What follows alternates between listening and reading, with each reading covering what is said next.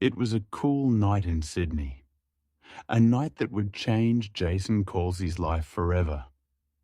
The city was alive, happy, sad, and everything in between. Little did they know, the world would change that night. Two shadows dancing, jumping across the rooftops, the siren and the phoenix, lovers, family, destined to be together children by the world's standards. But wiser at 12 than most grown adults. Atlanteans are like that. Maybe because of their knowledge of true history. Maybe in the case of these two, because they're full-blooded Atlanteans, the nanites they were born with in their blood. "Come on, badass," the girl teased. "I'm always within a step, Amy." Phoenix replied. Atlanteans like to give each other nicknames, based upon their behavior. Amy Romero, daughter of the House of the Grey Guard, was given the name Siren, as she had the ability to lure men in before leading them to their doom. Josh Kyle, the Phoenix, due to his ability to show up, sometimes days after thought dead, the last son of the House of Kyle, heir to the Atlantean throne, the last two full-blooded Atlanteans in the world. But that's another story. They were in Sydney on a routine mission. A local drug lord had acquired a sword, an Atlantean nanite blade, in the wrong hands, dangerous to all near it. Atlantean tech.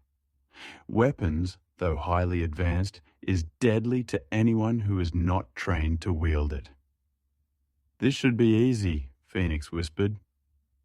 "Maybe we'll have some time for some sightseeing," he winked at her. Smiling, she looked side-eyed at him. "Maybe, my love. Maybe," and jumped. Phoenix shrugged, let out a laugh, and followed. Nearby, two guards wait outside of a secluded warehouse. "How the hell do we always get the night watch?" The first complained. "Just lucky, I guess," the second jested. The first chuckled. "Fuck your luck, mate. I'd rather be somewhere warmer." A loud thud came from around the building. "Oi! What the hell was that?" A song rang out, beckoning the two. "Looks like the rear guard found a stray lass." "Ha!" Walking around, the guards see a young girl, the source of the melody. "Time for some fun, mate," the guard said, loosening his belt. The girl smiled and walked to the men. "You ready for this?" He didn't finish the threat. The guard stood now, his head snapped around backwards. Phoenix, of course, with a flick of the wrist, Siren produced a sword and decapitated the second guard. Then she kissed the boy. "Too easy." He laughed and kissed her again.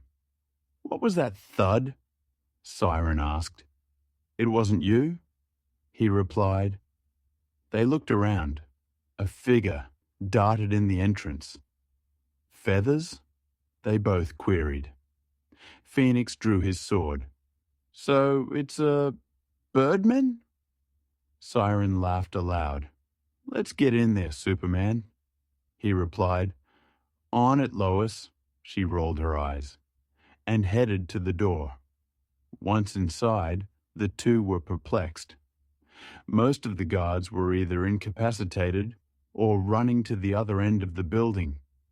"They've heard of me," Phoenix boasted. Amy, smiling to herself, "Idiot." Reaching the back, the costumed figure battles the guards. Seeing two more adversaries, they form a circle.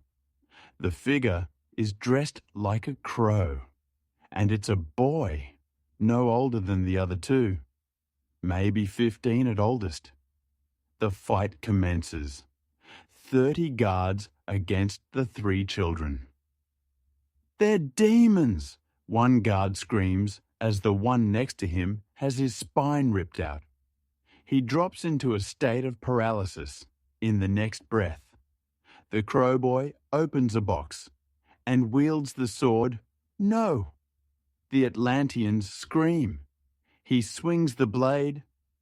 Interesting, Phoenix states. The boy is able to use the blade without consequence. One of the lost, Amy whispers to herself. The last guard falls.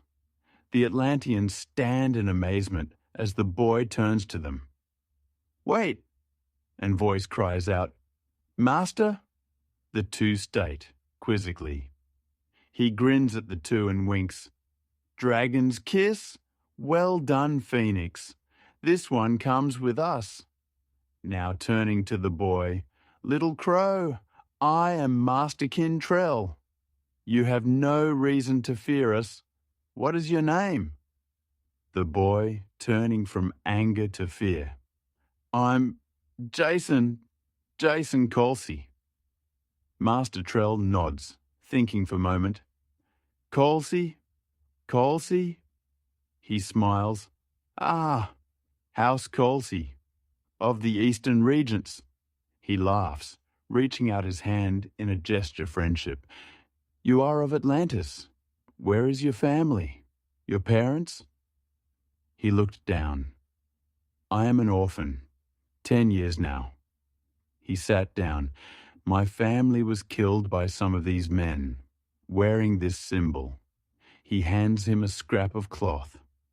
The old master grows somber and glances at the other 2. "Then it's settled.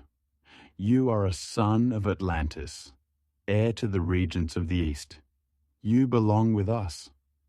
We shall be your friends, your people." Phoenix interrupted. "Your family?" Trell turns, angry at first, then suddenly understanding. "Yes, we shall be your family, Little Crow. Keep your mask. It is your moniker now." "Welcome home, son of Atlantis." Amy chimes in brightly and elbows Josh. "Ow." "Welcome, Crow.